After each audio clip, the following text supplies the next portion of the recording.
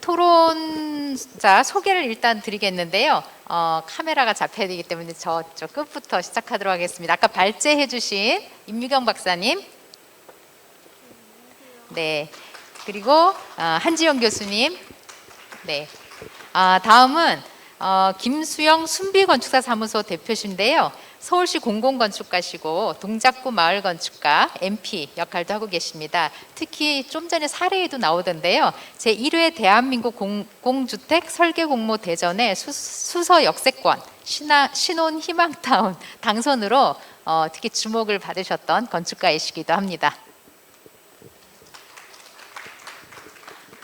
네, 그 다음은 김태형 서울시 도시공간 개선단 단장님이십니다. 서울시 공공건축가 제도 운영과 통합적인 도시공간 정책 기획과 실현을 담당하는 일을 하고 계십니다. 네, 제 왼쪽에는 성균관대학교 건축학과의 권문성 교수님이십니다. 건축가이시기도 하시죠. 그리고 서울시 교육청의 총괄기획과 그리고 교육공간 자문관 역할을 하고 계십니다. 다음은 LH 도시주택연구원의 국토도시연구원 연구실의 연구위원이신 최상희 박사님이십니다. 특히 LH연구원의 3기 신도시 연구를 총괄하는 공생도시연구기획단 소속으로 계십니다. 그 옆은 서울시립대학교 도시공학과의 김정빈 교수님이신데요. 연구원들과 함께 도시재생 스타트업인 어반 트랜스포머를 설립해서 물리적 도시개발을 넘어 운영 단계를 고려한 포괄적 도시공간 조성의 실무를 병행하고 계신데요. 특히 지금 이 행사가 이루어지는 노들섬의 운영을 담당하고 계십니다. 그리고 이제 발제하신 김세진 소장님이십니다. 오늘 그 토론은 크게 두 개의 꼭지로 이루어질 예정입니다. 일반적인 이제 공공건축의 기획에 대한 얘기로 한 35분 정도 토론을 진행하고요.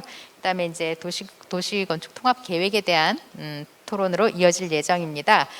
일단 공공건축 기획의 현주소 정말 다들 할 말이 많으실 것 같아요. 근데 이제 뭐 앞에서도 많이 언급을 해주셨지만 이게 문제다. 라고 했을 때 뭐라고 얘기하실 수 있으실지 간단하게 들어보도록 하겠습니다. 일단 김수현 소장님. 발제를 쭉 들으면서 느낀 점들이 있는데요. 작년에 의해서 이런 컨퍼런스를 통해서 자꾸 이제 새로운 화두가 대두되는 것 같습니다. 이번에는 건축 기획이라는 화두가 대두가 됐는데 앞으로도 이제 실효성 있는 논의들이 이제 계속 이어지리라고 생각을 하고 있습니다. 근데 이제 그 건축가 입장에서 사실 어떤 새로운 단어가 자꾸 나온다는 것은 사실 되게 괴로운 일입니다. 왜냐하면은 그게 뭐지? 그걸 어떻게 해석해야 되지? 그리고 그거를 어떻게 건축화해야 되지? 뭐 이런 고민들이 계속 나오게 되는데요. 이제 그러면서 이제 실제 잘 짓는 거에 대한 어떤 역할은 소홀하게 되는 뭐 이런 좀 그런 상황인 것 같은데요.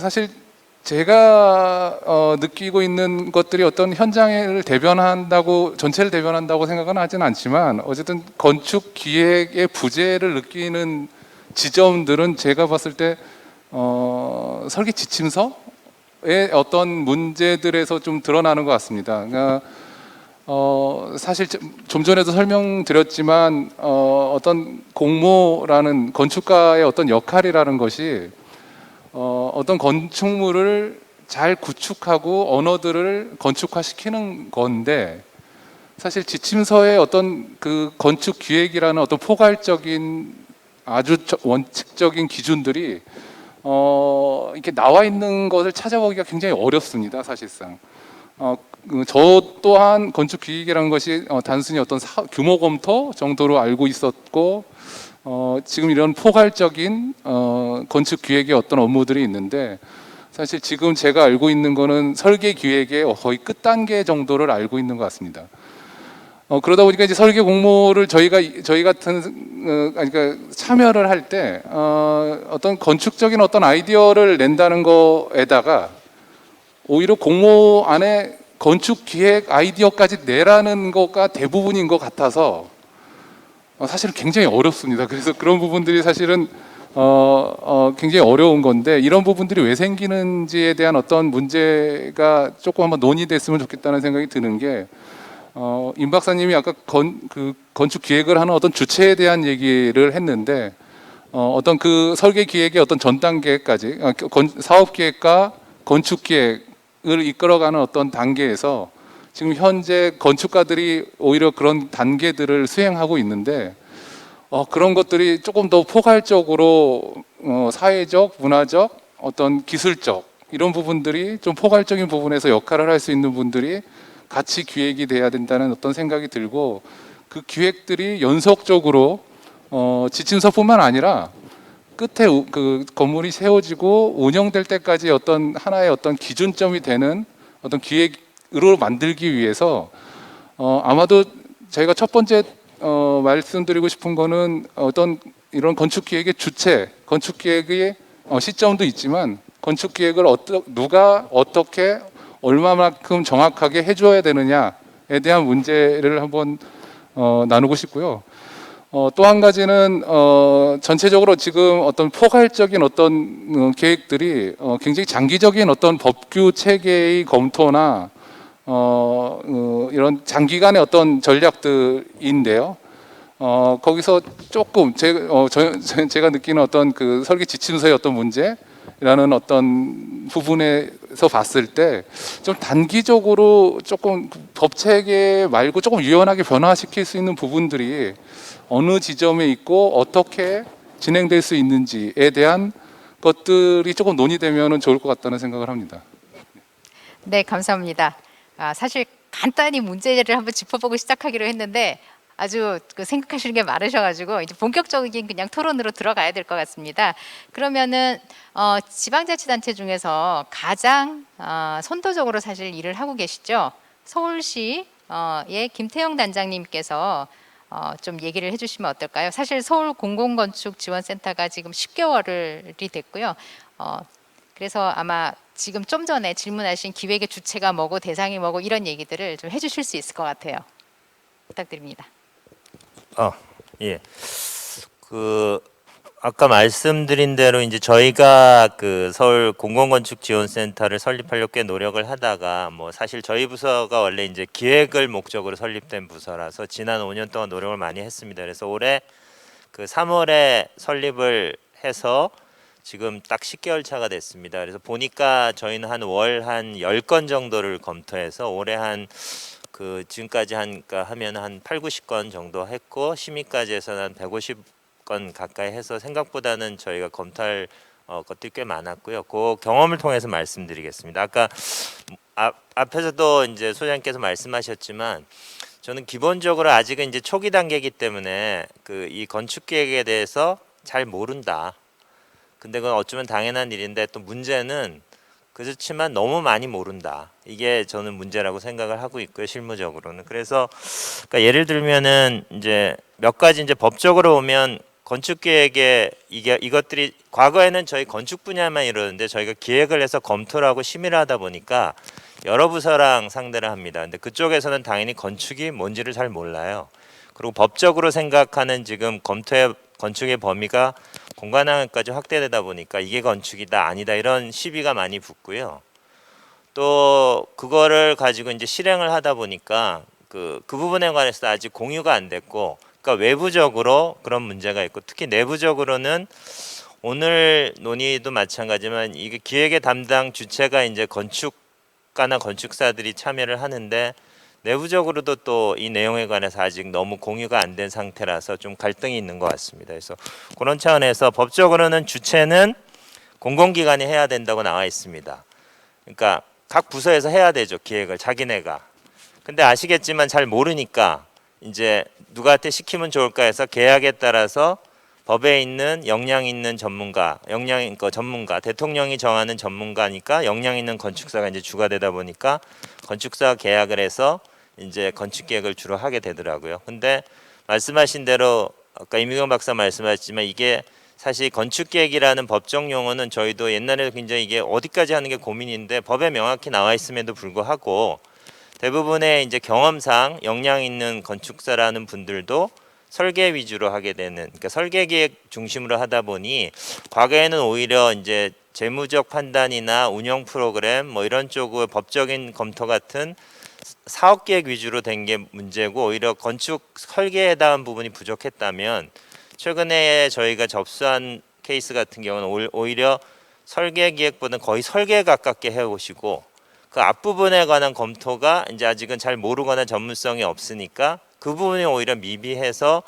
후에 문제가 생기는 케이스가 좀 많이 발견됐습니다. 그래서 저는 이 부분에 관해서 좀 공유하고 서로 논의하고 교육하는 시스템이 좀 필요하지 않을까. 그래서 저희 내부적으로 내년에 건축기획 아카데미를 자체적으로 만들어서 좀 보급을 해야 하고 교육을 해야 되지 않을까 이런 생각도 들었고요.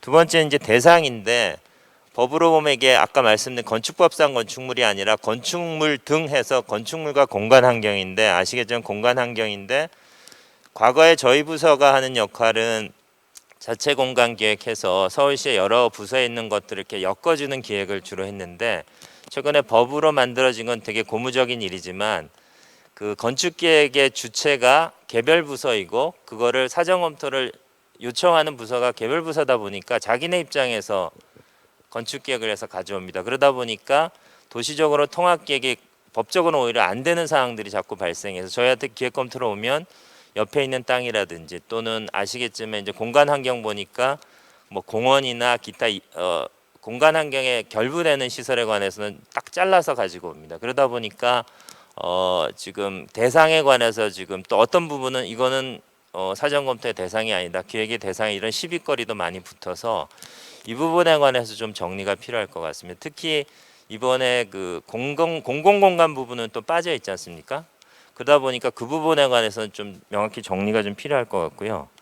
그다음에 법적으로 이제 그러면 주체는 그렇고 대상은 그렇고 언제 해야 되지 할 때 이제 법적으로는 설계 영역 입찰 공고전 또 설계 공모전으로 돼 있는데, 건설 사업일 경우에는 기본적으로 저희도 이제 기술시사 담당관이라는 곳에서 이제 플로 차트를 보면 그 기본 계획에 해당을 해서 예산을 수립하게 돼 있어서 이제 그렇게 하다 보니까 저희는 이제 검토 들어오는 게 예산을 대충 만든 다음에 사전 검토로 오다 보니까 저희가 그 기획을 검토하다 보니까 고칠 수 있는 게 거의 없어요. 다 결정돼 버리고 예산이 전. 그래서 저희가 방침으로 그 예산 편성전이라고 이제 만들어서 하다 보니까 굉장히 불만이 많습니다. 우리가 그 이번에도 저희가 시의회에서 예산 편성전 사전 절차에서 그 안 돼 있는 기획을 안 한 것들은 예산을 깎아버리니까 저희랑 막 갈등 구조가 발생했는데, 내부적으로 고민해봐도 이렇게 소규모 건축물이 많기 때문에 저희는 예산 편성 전에 기획하는 게 맞지 않나 이렇게 좀 실무적으로 하고 있고요. 또 하나는 이제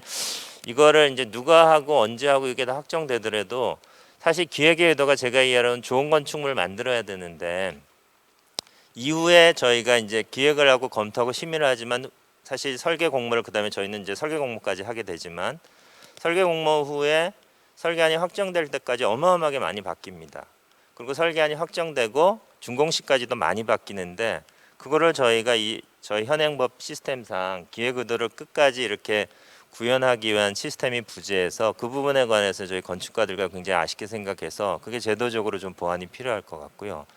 근데 마지막에 이제 지침하고 기준의 문제인데, 그러니까 뭐 이렇게 저희가 기존의 전통적인 건축물 이렇게 딱 영역이 떨어지거나 프로그램이 떨어지 이런 것들은 오히려 이제 저희도 역량들이 많이 강화되고 시스템이 보완돼서 잘 이루어지는데, 생각보다 뭐 리모델링이라든지 또 복합화가 일어나든지 특히 저희 부서가 새롭게 발굴하는 뭐 인프라와 결합되는 건축물이 공간 환경과 결부돼서 애매하게 만들어진 것 같은 경우에는 굉장히 고려할 게 많습니다. 예를 들어서 저희가 최근에 한 그 혁신 사업이라고 해서 인프라 결합한 사업은 도시계획 구역 변경도 해야 되고 그다음에 뭐 토목적 사항도 검토해야 되는데, 예를 들어 뭐 고가위 밑에 만들든지 도로에 집을 짓는 이런 것들은 사전에 검토해야 될 게 많고 기술적으로도 많고 또 심지어는 기계전기 이렇게 환경적인 분도 검토할 게 많은데, 사실 저희 부서 입장에서 이거를 검토할 능력도 부족하고 또 전문가도 많이 필요 없고 그러다 보니까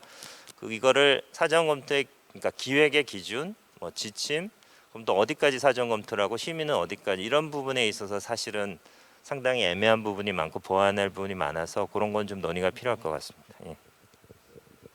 아주 구체적인 서울시에서 지금 진행되고 있는 사항들을 많이 얘기를 해주셨는데요.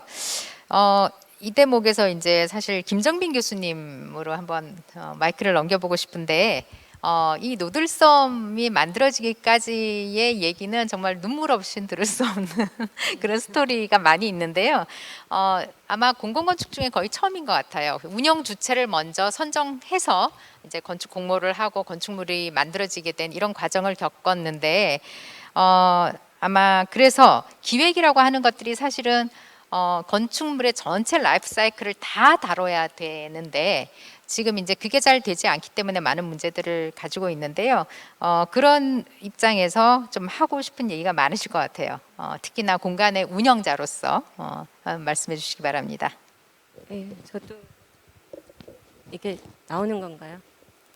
나오는 건가요? 저도 그 세 분의 그 강의를 들으면서 되게 생각이 많았는데요. 그 기획이란 것들에 대해서 생각하시는 이제 범위와 대상도 굉장히 다르다는 생각도 했었습니다. 그래서 저는 아까 처음에 간단하게 문제 제기를 한다면 무엇을 말할 거냐고 강 교수님이 물어보셔서 저는 사실 공공건축은 주인이 누구인가 하는 질문을 던지고 싶었어요. 예를 들면 노들섬 현재 같은 경우도 저희가 이제 지난 5년 동안 서울시의 본부가 2번이 바뀌었고 주무부서가 한 5번 정도가 바뀌고 이번에 또 이제 본부가 이동할 예정입니다.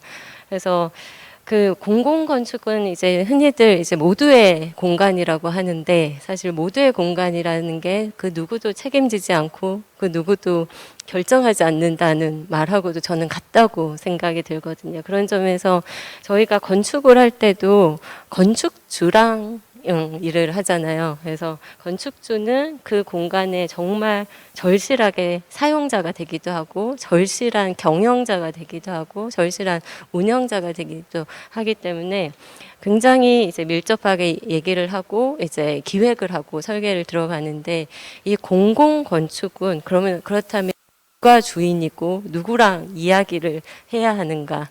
그래서 그런 측면에 저도 노들섬을 하면서 굉장히 고민이 많았습니다. 왜냐하면 그 주인 아닌 주인 어떤 역할을 해야 되는데 권한도 없고 어떤 뭔가도 없는 상태에서 이제 뭔가를 이제 운영과 그런 것들을 해 나가야 된다는 점이 그러면 그런 것들을 뒷받침할 제도적인 것들은 무엇인가 고민도 많이 하게 됐었고요.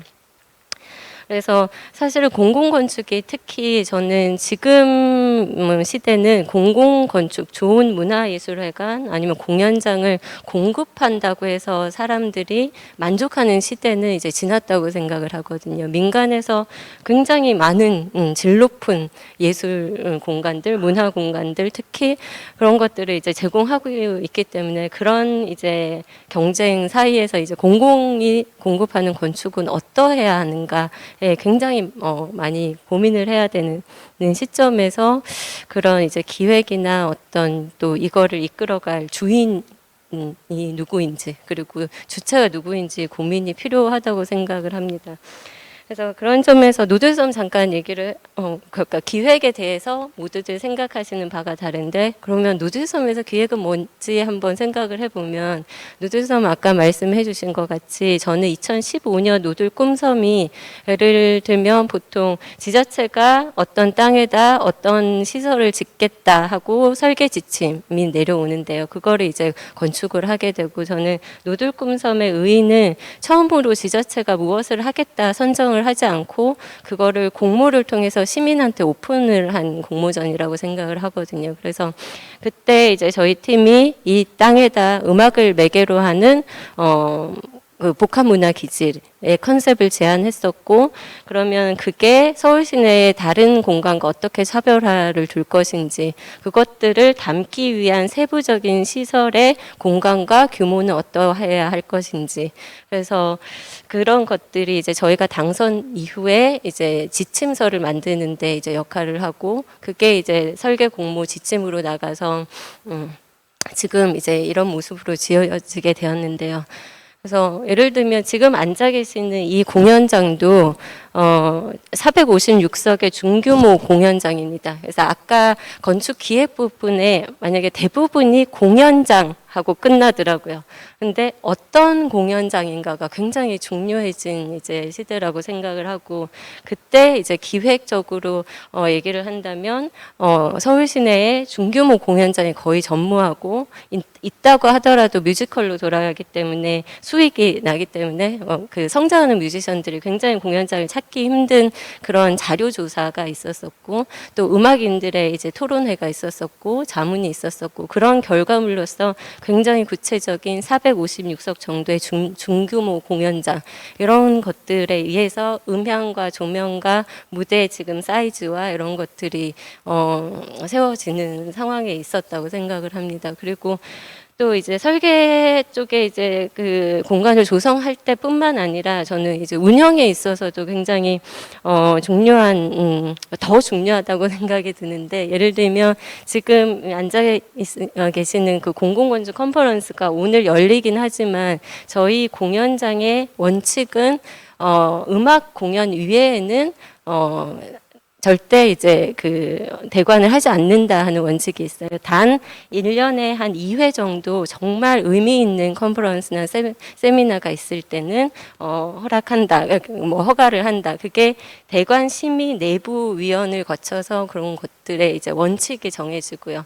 그러므로 인해서 이 노들섬의 공연장이 정말 이제 음악인들, 성장하는 음악인들의 무대로서 작동이 되게끔 하는 그냥 운영의 세부적인 계획들이 이제 계속 세워지는데, 그런 것들이 사실 처음부터 또 설계 단계부터 또 운영에 이어지기까지 연속이 되기까지가 저희 팀도 굉장히 어려운 지난한 과정을 거쳤고, 근데 다른 공공 건축에서도 지금은 제가 이제 그런 질문은, 그러면은 누가 그런 연속적인 것들을 할 것인가?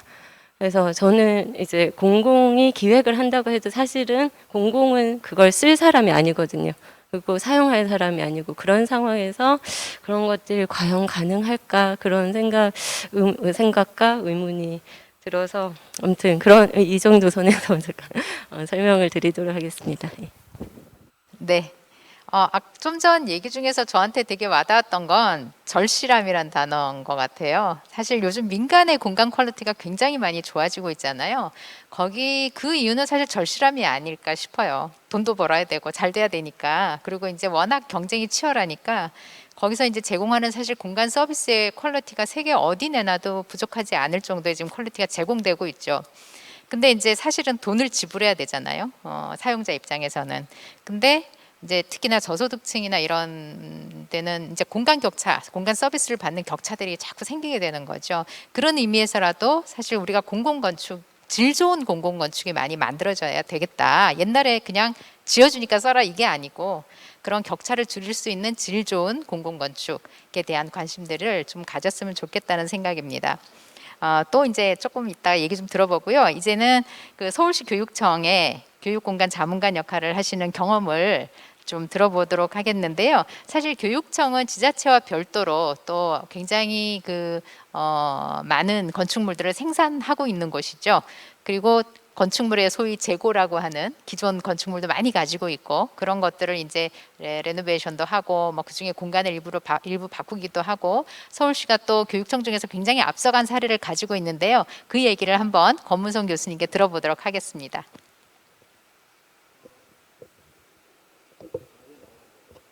이제 나올 거예요. 여기입니다.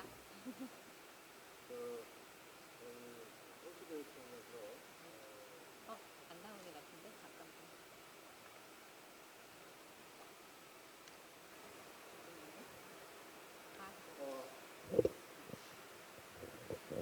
나오나요?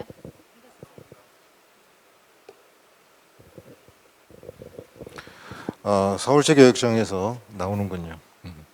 서울시 교육청에서 올해부터 공공건축지원센터 설립해서 운영하고 있고요. 서울시보다 제가 볼 때 한 3달, 4달 좀 늦게 시작한 것 같습니다. 그리고 공공건축심의위원회도 올해 시작을 했죠. 이렇게 저희가 시작하게 되는 상황에서 아우리가 굉장히 많이 도와줬어요. 아우리에서 연구를 해주셔갖고 체계를 잡아주고, 그리고 이제 법도 이제 우리 서울시교육청도 지방자치단체급으로 이렇게 되는 거더라고요. 그래서 이제 저희도 사실은 시간이 지나면은 의무적으로 할 수밖에 없는 상황인데 저희가 조금 빨리 가게 된 상황이고, 오늘 이미경 박사님께서 이렇게 정리해 주신 내용을 보니까 이제 새록새록 그간에 지나온 일도 좀 생각이 나고, 이렇게 정리를 해 주셔갖고 우리가 지금 시작을 하고 있구나라는 거를 다시 한번 생각하게 되었습니다. 근데 지금 여기 모이신 분들이 우리 김대영 뭐라고 불러야죠? 서울도시공간 개선 단장님을 제외하고는 전부 민간인이죠. 지금 민간인스러운 공무원이 아우리 죄송합니다. 사실 저도 뭐 제 역할은 공무원스럽지만 사실 저는 민간인이고 민간 전문가로서 그 역할을 하는 것뿐인데, 사실 이 논의의 주체는 공무원이 될 수밖에 없는 거죠. 그러니까 옆에 있는 분들이 지금 뭔가 자기 판이 아닌데 굉장히 심각하게 막 우리가 논의를 하고 있는 것이 아닌가 이런 생각이 좀 듭니다. 그리고 이제 물론 이제 이런 논의 시작은 전문가나 아니면은 그간 공부를 많이 하셨던 분들, 경험 있는 분들로 시작을 하지만, 이런 논의가 진짜 일선 공무원들께서 직접 참여하시고 또 역할도 하고 개선 방향도 찾고, 아마 그런 수준이 된다고 하면은 우리가 꿈꾸는 그런 세상이 이미 만들어지고 있는 것이 아닌가 하는 생각이 듭니다. 사실 제가 서울시 교육청 공간 자문관, 교육공간 자문관 역할을 한 지가 한 2년 반 정도, 2년 조금 넘었습니다. 근데 거의 초기부터 지금 공공건축지원센터를 통해서 더 안정적으로 서울시 교육청의 교육시설들을 만들어낼 수 있는 거다라고 이제 전영훈 교수님께서 힌트를 주셔갖고 제가 막 밀어붙였죠. 근데 잘 안 들으시는 거예요, 공무원분들이. 뭐 뻔하죠. 아니 그 전에도 했던 일인데 왜 제도를 바꿔서 절차를 복잡하게 해서 해야만 하느냐? 이거 옥상호가 아니냐? 이거 하게 되면은 일이 얼마나 더 늘어나냐? 지금도 바빠 죽겠는데 뭐 이런 식이죠. 그래서 설득하는데 사실은 굉장히 많은 시간이 걸렸습니다. 그리고 얘기는 잘 안 했지만 그거 뭐 만들어서 한다고 하면은 결국 뭐 나 아니면 당신이 해야 되는, 저 말고요. 그 공무원 내부에서 하셔야 되는데, 이거 해보지도 않은 거 해갖고 또 뭐 괜히 사단이나 나지 않을까. 그 전에 아무 문제 없었던 것들이 또 문제 막 새로 만드는 게 아닐까. 이런 걱정들도 좀 하셨던 것 같아요. 근데 그걸 극복하게 된 것이 지금 서울시 교육청에서 꿈담 교실 프로젝트가 벌써 이제 4년, 5년째 들어가고 있는데, 그 결과를 통해서 꽤 성과를 본 거예요. 성과를 보고, 그리고 그 공무원분들이 보시기에도 이거 괜찮은 거 아니야? 이렇게 생각이 드는데 막 옆에서 막 박수 쳐주고 막 그러는 거예요. 그랬더니 우리 뭐 할 수 있구나라고 하는 자신감이 생기고, 그 자신감 때문에 공공건축지원센터나 아니면은 공공건축심의위원회 뭐 이런 좀 불편할 수도 있는 제도를 쉽게 받아들일 수가 있었던 겁니다. 그리고 나서 이분들 사실 뭐 지금 조직도 거의 없고 굉장히 힘들게 가고 있어요. 왜냐하면 안 하던 일을 해야 되고 그 전에도 하던 일을 다 하면서도 해야 되는 그런 상황이기 때문에 뭐 당연히 그렇겠죠.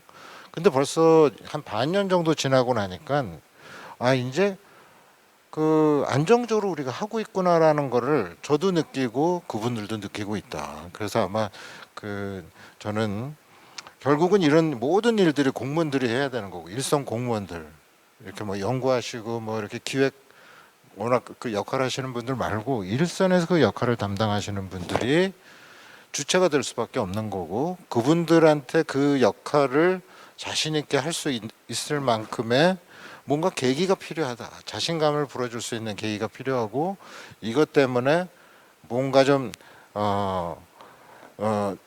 정리하면은 뭔가 우리가 제대로 만들 수 있구나라고 하는 그런 분위기가 조성됐을 때 되는 것이 아닌가 하는 생각이 듭니다. 아마 지금 이제 지자체 거의 모든 곳에서 지금 이런 제도들을 받아들여서 이제 시행을 할 텐데, 아마도 서울시하고 서울시 교육청에서 지금 뭐 하고 있나, 어디서 헤매고 있나 이런 거 아마 잘 보실 거라고 보시고 계실 거라고 생각을 합니다. 그래서 그쪽에서도 뭐 제가 보기에는 서울시 교육청 그 담당하시는 공무원들은 다 노하우 나눠드릴 준비가 돼 있으니까 와서 물어보고 그 다음에 같이, 그래서 전체 우리 공공 건축, 공공 공간들이 좀 더 좋아졌으면 좋겠다는 생각이 듭니다. 그리고 이제 말씀 주신 내용 중에 그 사전 기획 업무를 뭐 여기 건축하시는 분들은 좀 참여를 많이 해보셨을 거고 아까 경험도 얘기해 주셨는데, 이 사전 기획 업무라고 하는 거가 사실은 건축가가 공무원보다는 훨씬 낫죠. 근데 행정적으로 이게 어떻게 정리가 될 수가 있느냐, 성공할 수가 있느냐에 대한 이해는 굉장히 떨어집니다. 그래갖고 굉장히 열심히 해주셨는데 그 내용을 진짜 반영하려고 하면은 뭔가 비어 있는 게 많거나 옆으로 가 있거나 이런 게 많거든요. 근데 사전기획 업무를 하신 분들한테 왜 이거밖에 못했습니까? 더 잘할 수 있는데 이거는 틀렸으니 고쳐오세요. 이런 얘기를 또 할 수 있는 상황도 아니에요. 아주 조금 드리면서 이만큼 받으려고 했기 때문에 그냥 주면은 감사합니다 뭐 이런 분위기거든요. 그리고 또 그거를 검증할 수도 없고, 그럼 결국은 담당하는 공무원이 이제 알아서 조금 이제 가감해 갖고 정리해서 이제 실제 프로젝트에 반영하는 수밖에 없는 그런 상황입니다.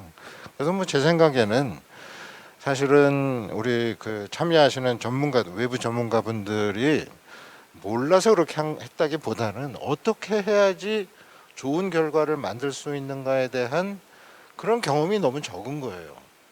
그래서 이 사전 기획과 관련된 아카이브를 하나 만들어서, 그래서 뭐 우리 교육청뿐만 아니라 서울시나 뭐 이제까지 모든 데서 한 사전 기획과 관련된 내용들을 조금 공개를 해서 모으고 공개를 하면은 아마 그 어떤 디자인 역량이 뛰어나거나 그 어떤 그 프로젝트에 대한 인사이트를 분명히 이제 건축가들이 많이 갖고 계실 텐데, 교수님들이 갖고 계시거나, 그래서 그분들이 프로젝트를 진행할 때 유사한 경험들이 사전에는 어떻게 되어 있고, 그 다음에 그 시간이 지나면 또 결과, 성과도 좀 알 수가 있을 테니까 그런 과정을 통해서 이 사전기획 업무가 좀 빠른 시간 안에 안정이 되지 않을까 하는 생각이 듭니다.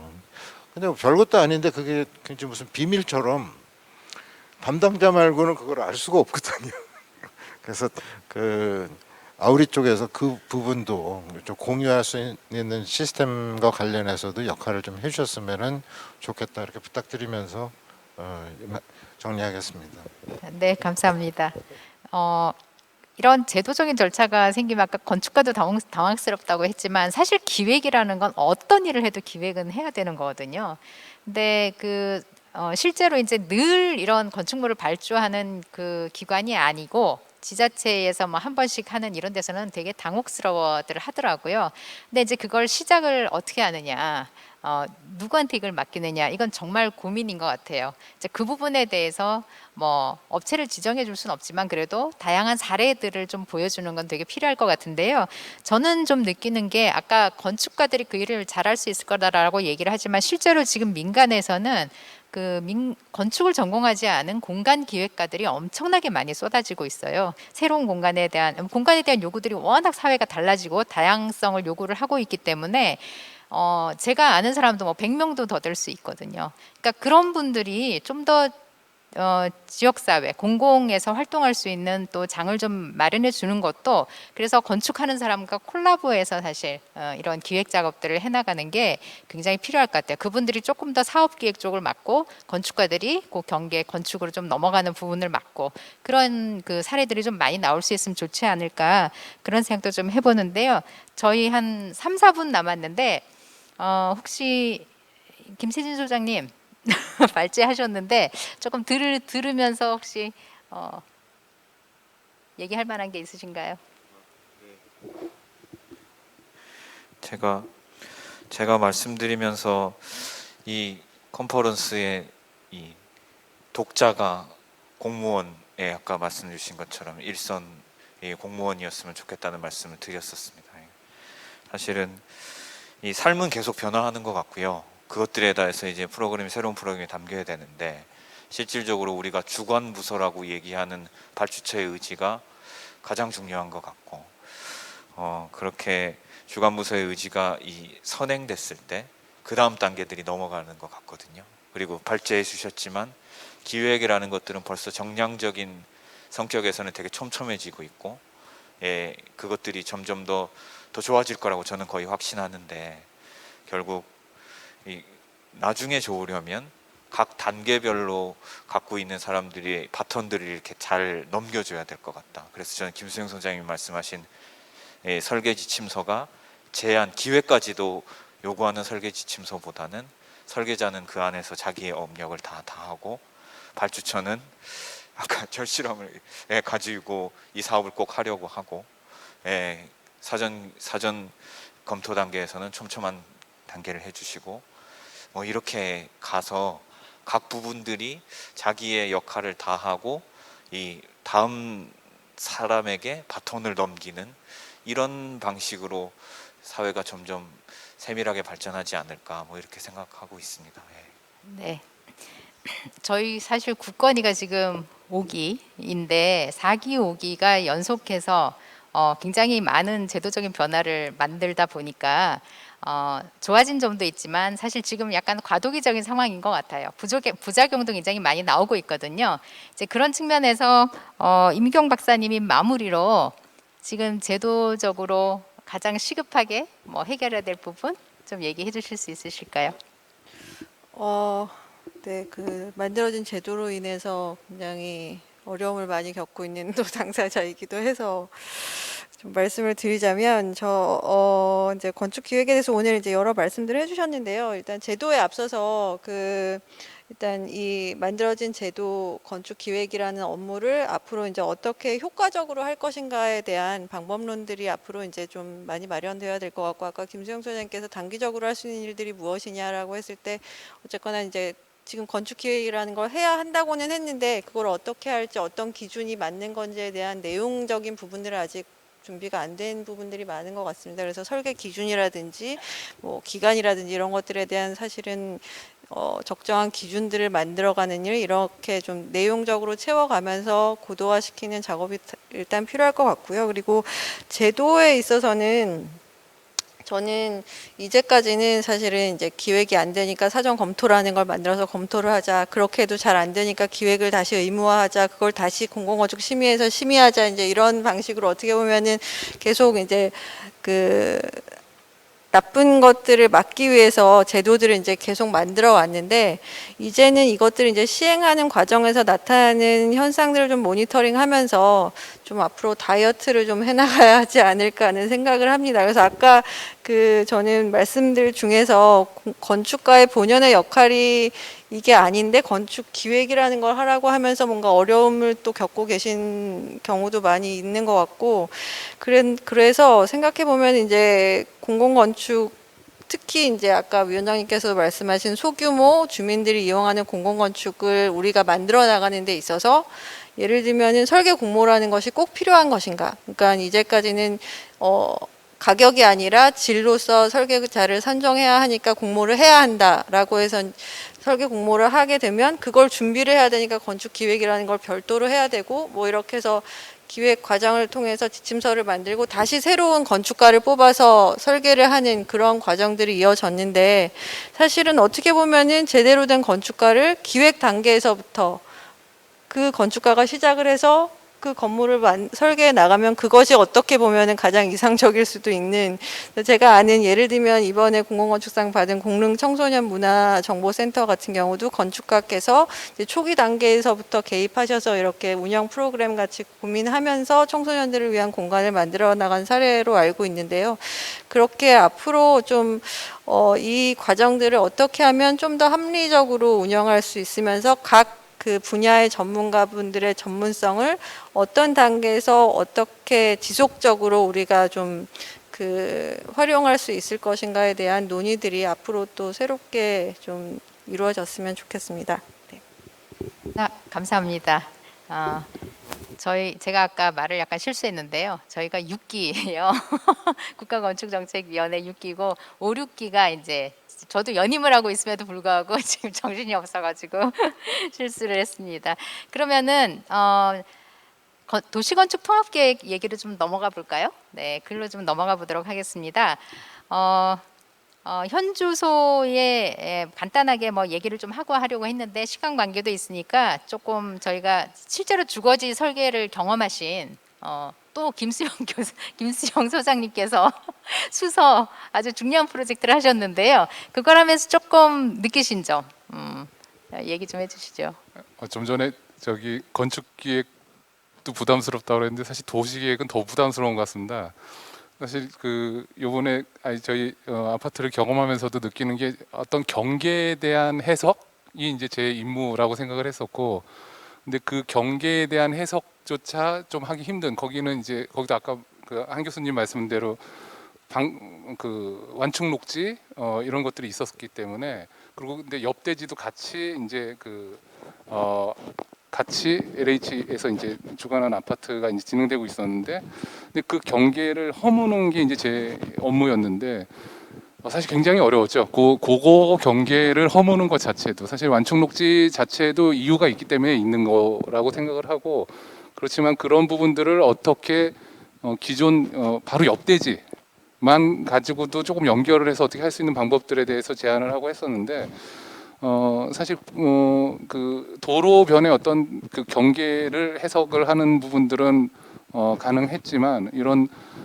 다른 조직들이 뭉쳐 있는 어떤 경계들을 넘어가긴 사실 쉽지 않았다는 거고, 이제 그런 부분에서 이제 도시 쪽을 전체를 이렇게 맥락을 얘기하는 거는 사실 저는 잘 모르겠습니다. 사실.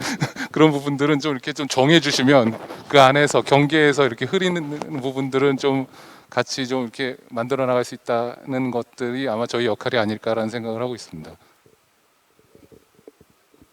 사실 완충 녹지는 저는 정말 불만이 많은데요.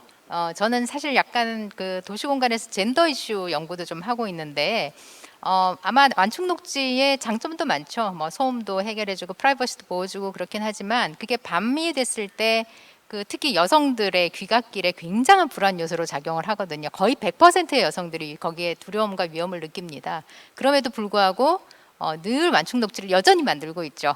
지금 강남에 재건축하는 데도 보니까 다 완충 녹지 만들고 있더라고요. 그래서 그런 부분에 대한 것들이 좀 개선이 됐으면 좋겠다, 이런 생각을 늘 하고 있는데요. 권문성 교수님 얘기 좀 해주시겠어요? 저 도시건축 통합계획 굉장히 좋은 얘기인 것 같습니다. 그런데 그 건축하는 입장에서는 또 뭘 못 살게 굴려고 이런 얘기를 하나, 뭐 이런 느낌이 좀 들고요.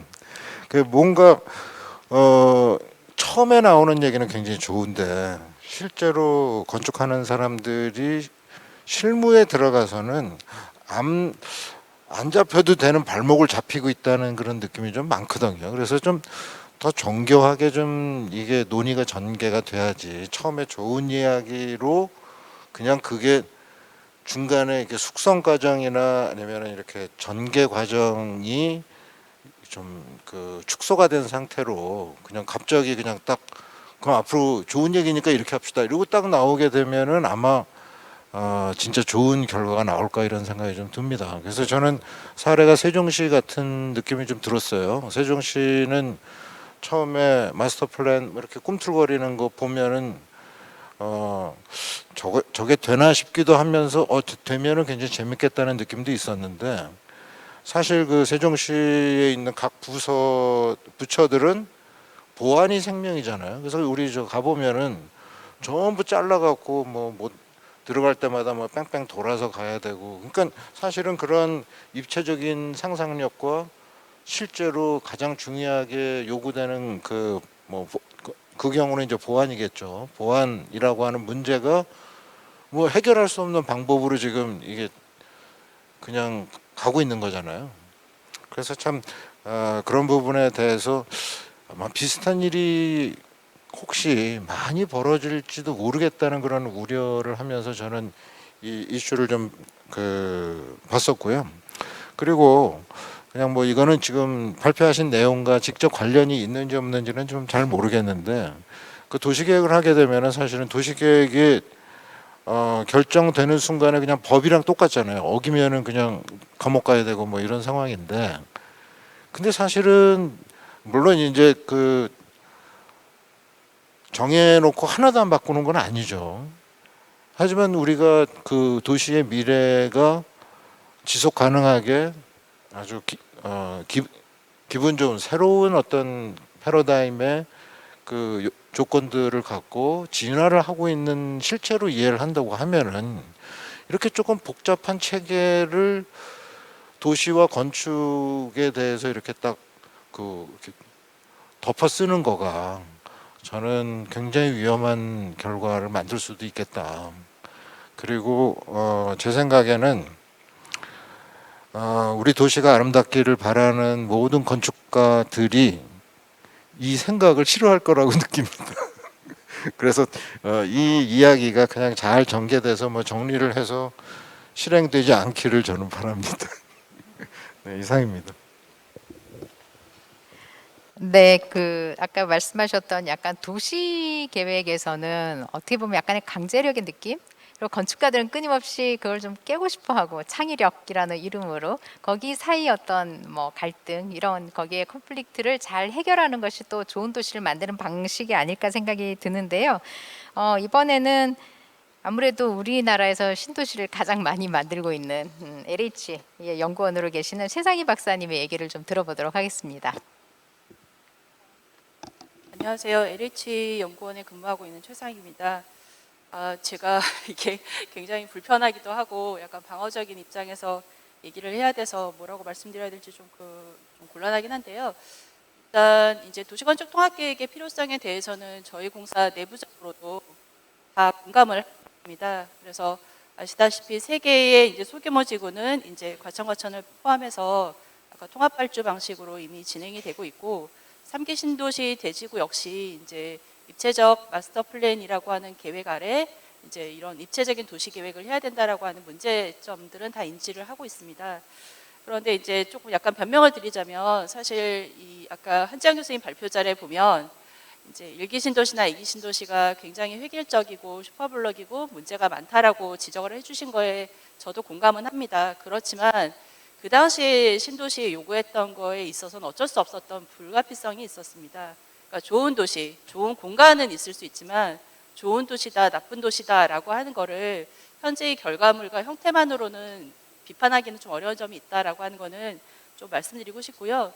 특히 1, 2기 신도시에서도 도시건축 통합 계획은 아니었지만 상세 계획이라던가 지구 단위 계획이라던가 해서 도시설계 기법을 도입해서 도시를 많이 만들고자 했던 노력이 있었다라고 하는 것들은 조금 인정을 해주셨으면 하는 바람이 있습니다. 그렇지만 저도 사실 고도성장기의 시대와 2020년대에 만들어져야 되는 신도시가 같은 전형을 가져야 되느냐라고 하는 부분에 있어서는 저는 아니라고 생각을 합니다. 그리고 무엇이 달라졌는가라고 생각을 해보면, 사실 수요자의 눈높이가 굉장히 높아졌다. 그럼에도 불구하고 신도시를 발표하고 추진하고 있는 주체가 요구하는 미션은 달라지지 않았다. 그게 사실은 도시건축 통합계획이 굉장히 직면한 문제이자 과제라고 보고 있습니다.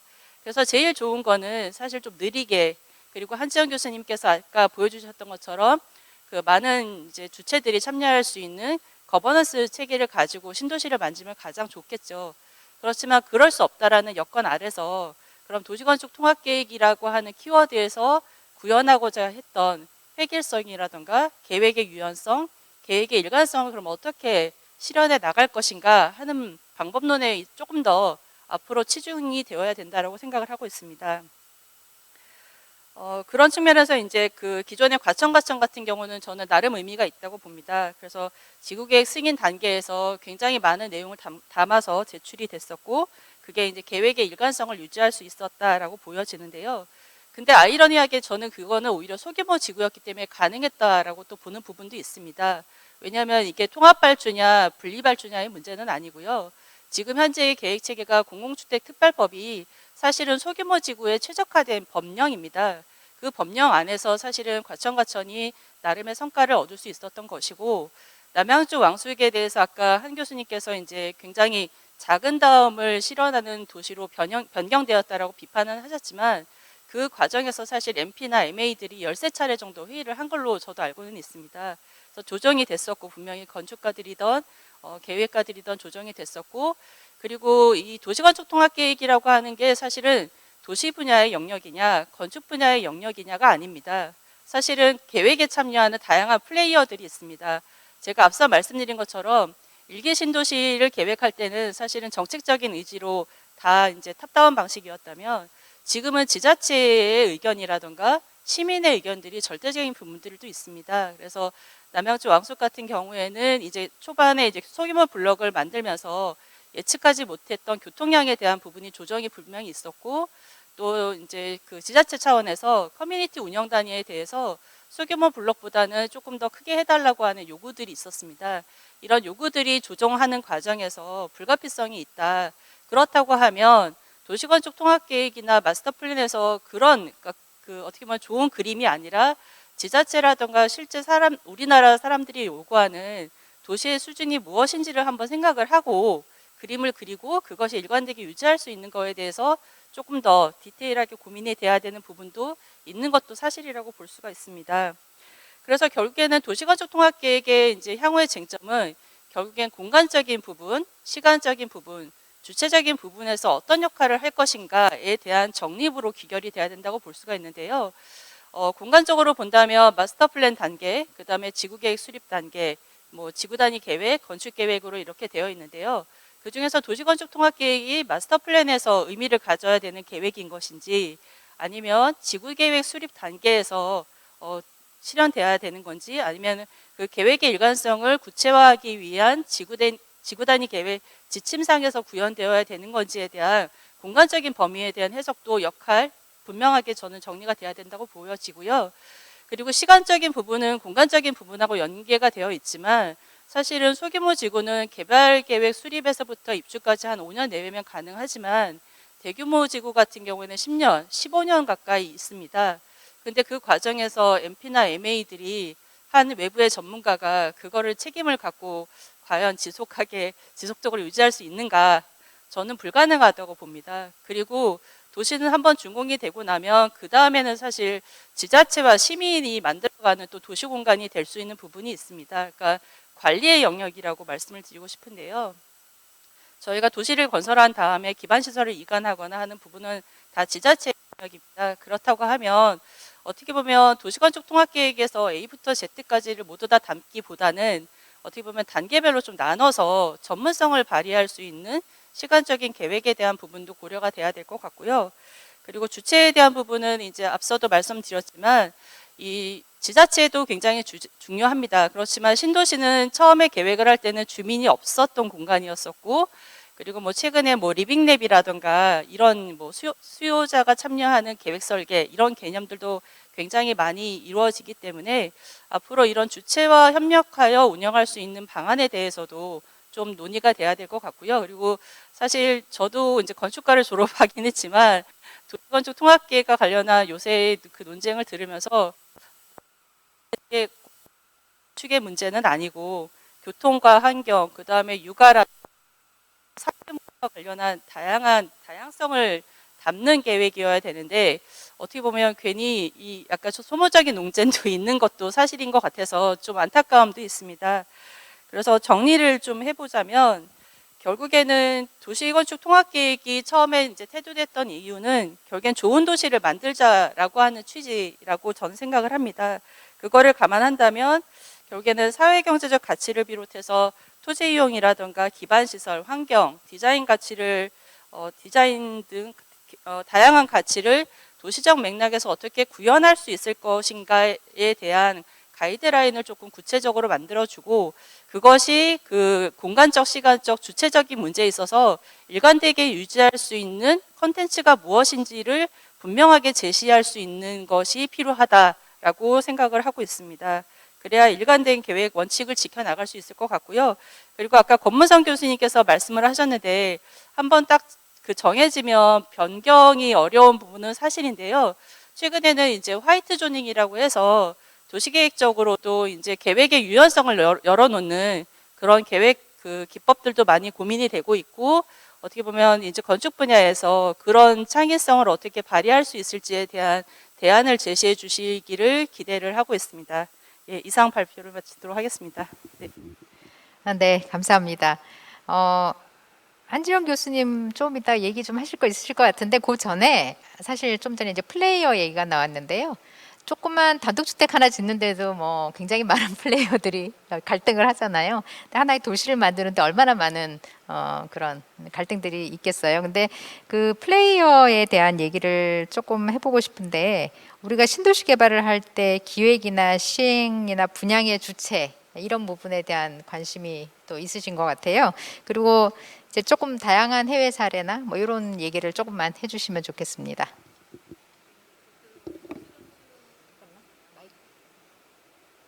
도시건축 통합계획을 이제 제가 봤을 때 제가 드는 질문은 그러면 이거를 어떻게 실현할 것인가, 누가 실현할 것인가의 관점에서 보자면 사실은 아무리 이제 계획이 잘 됐지만 제가 예전에 송도 신도시에 대해서 조금 개인적으로 관심이 많아서 공부를 하면서 분명히 계획에는 중정형의 주거가 있었는데 현장에 가보니까 그런 부분들이 다 사라진 걸 보고 관련한 분께 여쭤본 적이 있었습니다.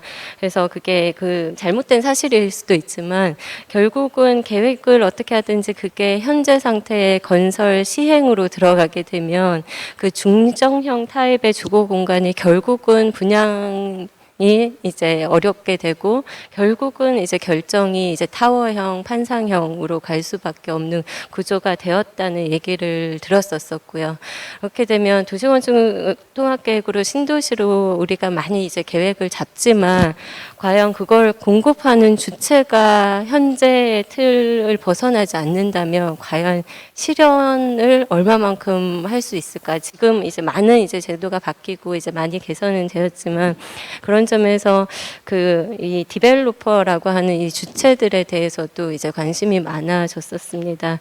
그래서 저는 또 노들섬을 하면서 저도 건축가를 나왔지만 어떤 굉장히 좋은 주거나 건축물을 볼 때 그런 것 얼마나 아름답게 공간이 조성됐는가에 대한 관심보다 저걸 누가 했을까, 저걸 어떻게 개발했을까에 대한 관심이 굉장히 많이 커지게 되는데요. 그런 측면에서 그 굉장히 이제 특별한 주거라던가 런던이나 네덜란드의 사례들을 보면 그런 것들을 공급하는 굉장히 다양한 주체들이 그 사회에 존재하더라고요.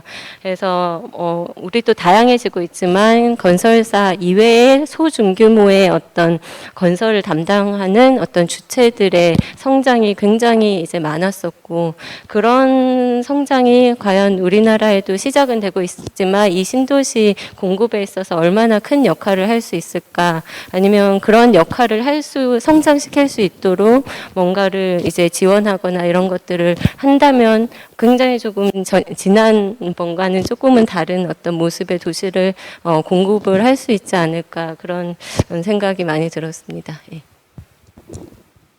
네, 감사합니다. 혹시 한지영 교수님이 조금 얘기하실 게 있으실지도 모른다고 생각이 드는데요. 그렇죠.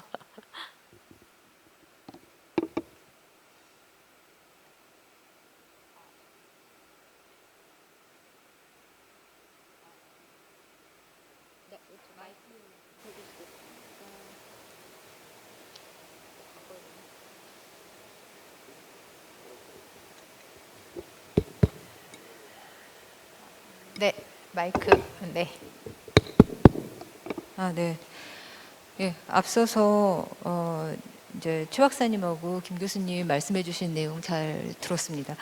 그 도시건축 통합계획의 문제를 여기서 다 이야기를 하고 다 해결책을 제시할 수는 없을 것 같습니다.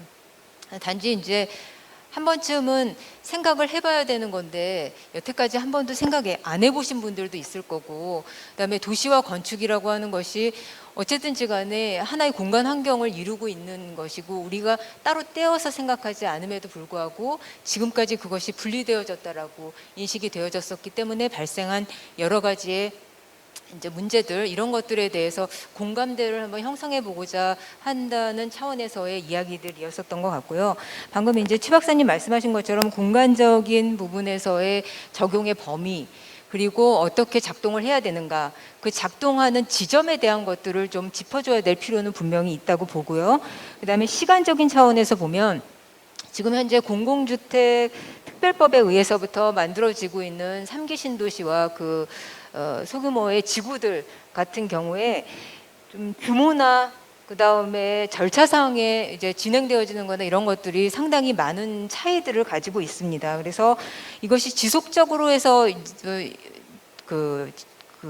구현이 되어지려고 한다면 아까 말씀하신 MA나 MP가 끝까지 관리를 하는 것이 어려울 수 있다, 현실적으로 라고 말씀을 하셨는데 저는 거기에 대해서는 조금 다른 생각을 가지고 있습니다.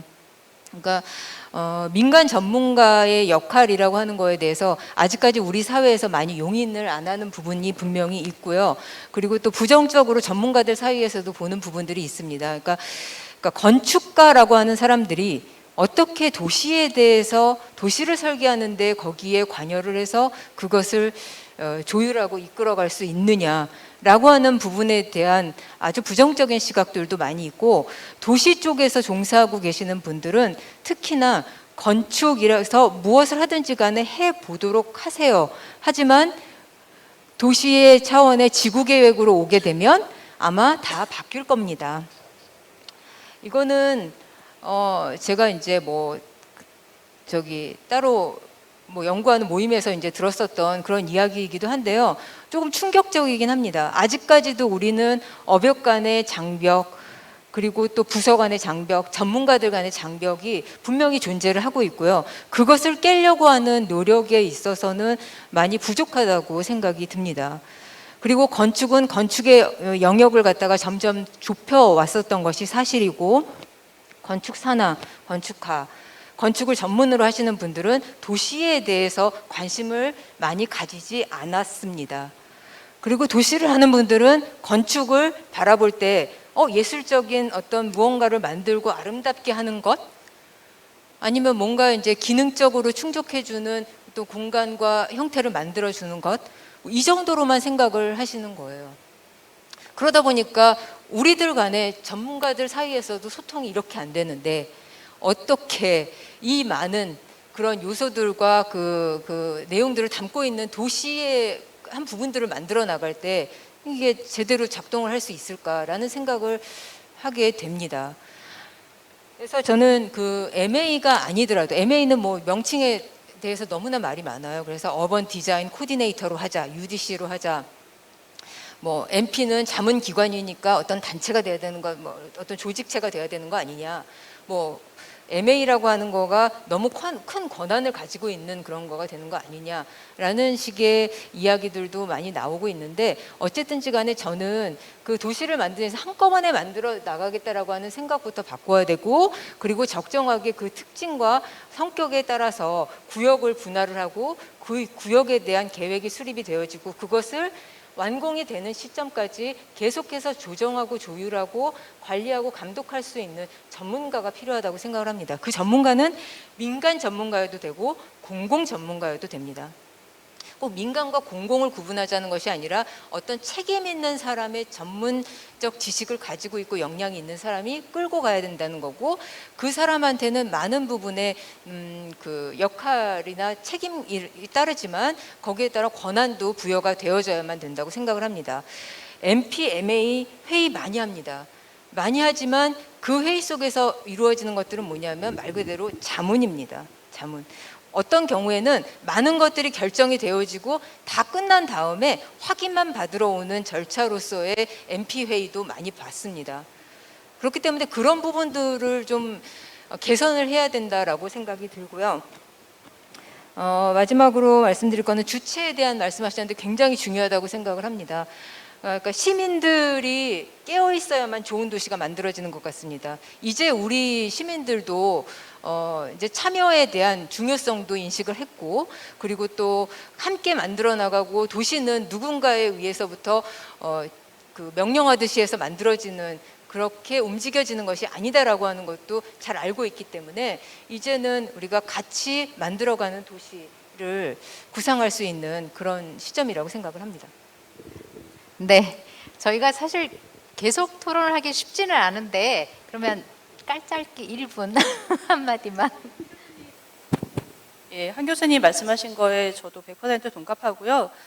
저는 MP가 중요하냐, MA가 중요하냐, 이거는 그게 중요한 문제는 아닌 것 같습니다. 결국에는 도시를 계획하고 실행하고 관리하는 거에 있어서 책임감 있는 전문가가 외부든 내부든 있어야 된다고 보고, 사실 제가 굉장히 예전에 프랑스에 그 셈에 갔었을 때 파리의 그 리브로시에라고 하는 그 기관에 한번 방문한 적이 있었는데요. 그때 5년 전에 갔을 때 계셨던 분이 나중에 갔더니 또 계시더라고요. 그래서 어떻게 보면은 이제 각 분야의 전문 의견은 듣지만 그거를 일관성 있게 할 수 있는 계획 체계, 그리고 LH 내부적으로도 사실 이 계획 업무를 하셨던 분들이 계속 남아있지는 못하는 구조가 있습니다. 그래서 그런 부분들, 그리고 이제 지자체가 갖고 있는 인허가권이나 중앙정부가 가지고 있는 이 허가권 관련한 부분들도 사실은 계획가들한테 조금 유동적으로 갈 수 있는 그런 부분들이 종합적으로 이루어져야 되는 부분이 있고요. 그리고 마지막으로는 그럼에도 불구하고 도시건축 통합계획이 그 공간적으로 꼭 구현해야 되는 디자인 코드 같은 거는 분명히 있을 것 같습니다. 지자체가 아무리 얘기해도 이것은 좀 꼭 지켜야 되는 부분들, 그런 부분에 대해서는 조금 예전에 상세계획이라고 하는 부분이 있었는데요. 그런 거에 대해서는 어느 정도의 전문성을 가지고 건축 분야에서 해줄 수 있는 대안은 저는 분명히 있다라고 보기 때문에 그런 부분에 있어서 오히려 조금 더 고민이 필요하지 않을까라고 이제 마무리 말씀드리고 싶었습니다. 이상입니다. 도시건축 통합계획을 토론에서 다룬다는 게 굉장히 방대하기 때문에 쉽지는 않은 주제였습니다. 그럼에도 불구하고 저희가 다루게 된 건 아무래도 좀 더 얘기하고 소통을 해나가면 다 같은 좋은 공간을 만들고자 하는 목적을 가지고 있기 때문에 조금 더 한 발자국 진전할 수 있으리라고 생각했기 때문에 오늘은 이 정도로 다루는 걸로 하겠습니다. 지금 플로어는 아니고 온라인상으로 댓글로 질문이 몇 개 들어와 있는데요. 그 중에 한 2개는 한 번에 임유경 박사님이 조금 얘기해 주실 수 있을 것 같아요. 일단 건축 담당 공무원들이 전문가가 아니라서 어려움이 많은데 그런 제도들이 좀 있었으면 좋겠다, 전문가들이. 근데 그것과 연관해서 지금 지자체의 공공건축 지원센터, 지역건축 안전센터 기능과 역할이 어떤 방향으로 추진되는지 궁금해하는 것 같아요. 그거 좀 얘기를 해주셨으면 좋겠습니다. 일단 그 지역 공공건축 지원센터 관련해서 좀 말씀을 드리면, 여기 뭐 다 아시겠고 그 법 개정에도 국건위께서 이제 굉장히 깊이 관여를 하셨는데, 2018년 12월에 이제 공공건축 그 건축서비스산업진흥법이 개정이 되면서 이제 지역 공공건축 지원센터를 설립할 수 있는 이제 법적 근거가 만들어졌고요. 그것을 저희가 이제 뭐 연구를 또 아울에서 했었습니다만, 추진했었던 거는 어쨌거나 이제 이 공공건축 기획에 대한 것, 그다음에 공공건축을 조성하는 모든 일들이 이제 해당 지역에 대한 뭐 현안에 대한 이해, 그다음에 뭐 상황 파악, 그다음에 수요 파악, 이런 것들이 다 이루어져야 되는 것이기 때문에 결국은 지역에서 이루어져야 한다는 어떤 그런 전제가 있었고요. 그래서 그거에 따라서 이제 법이 개정되어서 지역 공공건축 지원센터를 설치하고 또 운영할 수 있는 근거가 만들어졌고, 올해 여기 서울시에서도 오셨습니다만 서울시, 그다음에 서울시 교육청, 충청남도, 부산시 이렇게 4개 지역의 지역 공공건축 지원센터가 만들어져서 업무들을 수행을 하고 있습니다. 그래서 지금은 제가 알고 있기로는 이제 각 지역 센터들에서 이렇게 이렇게 이제 법으로 정해져 있는 업무들, 그래서 사전 검토 업무, 그리고 또 공공건축심의위원회 운영 이런 것들을 중심으로 업무를 진행을 하고 계시는 걸로 알고 있는데요. 저는 점차적으로 그 지역 공공건축 지원센터에서 좀 그의 역할을 더 이렇게 확대해 나가야 된다고 생각을 합니다. 제가 아까 이제 기획의 업무의 범위가 굉장히 광범위하다고 말씀을 드렸는데, 그거를 이제 효과적으로 하는 방법은 어떻게 보면은 각 그 A 사업, B 사업이 있을 때 이거를 각 건별로 기획을 하는 것도 물론 중요하지만, 그것에 근저에 있는, 그러니까 예를 들면 어떤 지역의 공공건축들에 대한 현황을 그 지역센터에서 다 파악을 하고 있다든지, 그래서 어느 지역에 어떤 시설이 필요하다라는 것, 뭐 그러니까 입지에 관한 사항들, 뭐 이런 것들은 지역 단위에서 공공건축의 어떤 데이터베이스 구축이나 현황 파악, 모니터링 이런 것들을 통해서 많은 부분 해결이 될 수 있을 거라고 생각을 하고, 그렇기 때문에 이제 지역센터의 기능이 그만큼 더 확대되어야 된다고 생각을 하는데요. 네, 그 정도 말씀드리면 될까요? 네, 그 또 하나의 질문은 쉬운 듯 굉장히 어렵습니다. 조금 쉽게 건축 기획을 할 수 있는 방법을 김태형 단장님께서 말씀해 주실 수 있을까요?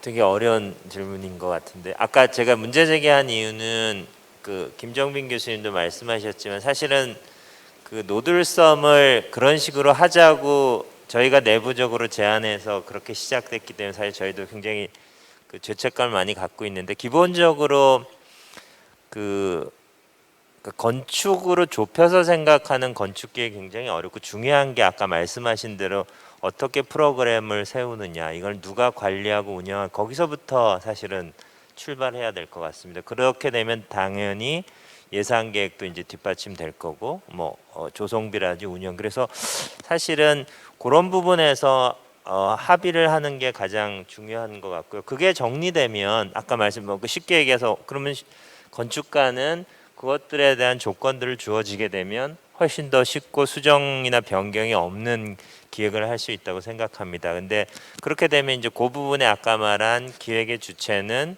공공기관이니 건축에 관한 전문 지식이 없더라도 이 사업의 방향하고 누가 운영하고 어떻게 관리할 거고 이런 것들이 결정되는데, 그런 것들이 좀 체계적으로만 정리되면 좀 더 쉽지 않을까 하는 거고요.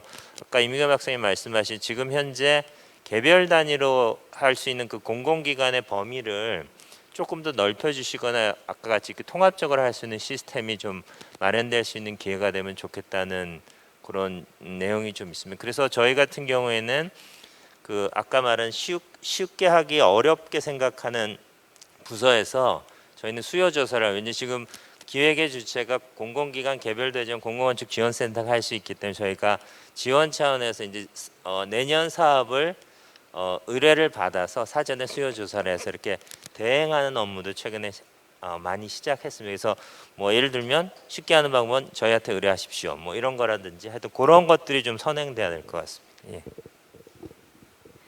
네, 서울시는 조직이 워낙 크니까 아마 이런 것들이 좀 잘 되는 것 같은데요. 사실 지방들은 여러 가지 어려움들이 있으리라고 생각합니다. 그럼에도 불구하고 저희가 믿는 건 저희 뭐 민간 전문가 제도죠. 총괄건축가, 공공건축가를 확장을 해서 지금 운영을 하고 있는데요. 이 기획이라고 하는 거, 뭐 모든 건축물이 사실은 지역 기반이죠. 서울도 지역이고 지역 기반이기 때문에 그 지역을 가장 잘 아는 전문가들이 참여하는 것이 가장 좋다고 생각을 하는데요. 그러기 위해서는 꾸준히 그 지역을 관찰하고 계속 조사를 하고 정말 필요한 게 뭔지 고민해내고 하는 그런 작업들이 사실 필요한 것 같은데, 저희 세션 2에 가면은 공공건축가, 총괄건축가의 제도에 대한 좀 앞서 나가는 선행, 그 좋은 사례에 대한 얘기를 해 주실 겁니다. 거기에서 그 사례를 보면 지금 우리가 고민하고 있는 부분들이 많이 해소될 수 있을 것 같다라는 또 희망을 보게 되는데요. 그 두 번째 세션을 기대하면서 1부 세션 이걸로 마무리하도록 하겠습니다. 마스크 쓰고 앉아 있는 게 굉장히 힘드셨을 텐데요. 어쨌든 오늘 토론 발제 참여해 주신 모든 분들 감사드리고 특히 플로어에서 또 온라인으로 보고 계신 많은 분들께 감사 인사드립니다. 감사합니다. 예, 공공건축 발전 방안에 대한 좋은 의견 저희 잘 들었습니다. 바쁘신데도 발표자를 준비해 주시고 또 좋은 의견을 주신 선생님들과 진행을 맡아주신 국건위 강미선 위원님 감사합니다.